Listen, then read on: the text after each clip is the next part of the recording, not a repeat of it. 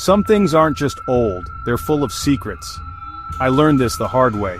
It started on a gloomy Saturday. I was driving, trying to escape my empty apartment when I saw a hand-painted sign, estate sale, with an arrow to Whisperwind Lane. The house was a crumbling Victorian, the kind you'd tell ghost stories about. Inside it smelled of dust and something faintly sweet.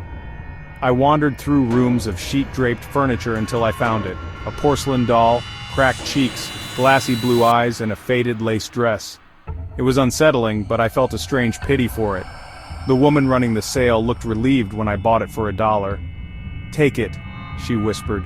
"It needs a new home." I should have wondered why.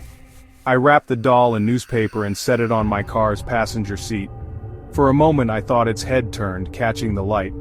I shook it off. It was just a doll, just old porcelain and cloth. What harm could it do? That night, I left the doll on my living room armchair facing the TV. It looked out of place, but I tried to ignore it. I couldn't shake the feeling of being watched. Every glance, those glassy eyes seemed to follow me. I went to bed, locking my door. At 3 a.m., I woke to a heavy silence. No city sounds, no hum of the fridge. Then thump, thump, thump, tiny footsteps across the floor. I froze, heart pounding, until the sound stopped. Morning came. The doll wasn't on the chair, it was on the floor, closer to my bedroom. Its head was tilted, smile wider. I tried to rationalize it, but I knew I hadn't moved it. That night I turned the doll to face the wall and took a picture for proof. I went to bed, every light on, unable to sleep.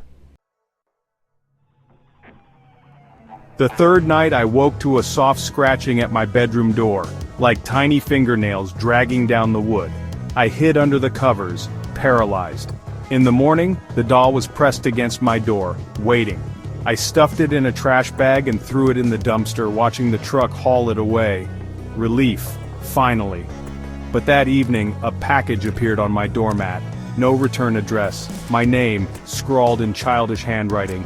Inside, the doll, dirtier but unmistakable. Its blue eyes stared up, smile mocking. I locked it in a closet, wedged a chair under the knob. That night, I heard the closet creak open. Tiny footsteps shuffled closer to my bed. No matter what I did, it always came back. I was trapped. I tried everything, burying the doll, smashing it with a hammer. Nothing worked. It always returned, sometimes holding a muddy spoon, sometimes perched somewhere new. Its cracks deepened, its smile twisted, its eyes darkened.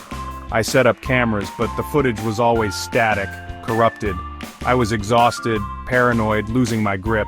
The doll appeared in new places every morning, on the fridge, in the tub, among my clothes. Its silence was suffocating. Desperate, I returned to Whisperwind Lane. The house was empty, but I found the woman's number on an old flyer. I called, voice shaking. "The doll is back. It won't leave." A long pause. Then, "It chooses who it wants. You can't get rid of it, you can only run."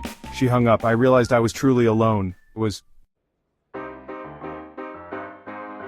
Running was my only option.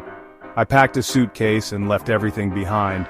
I drove for days, settling in a distant town, renting a small room above a bookstore. For a while I felt safe. I started to hope.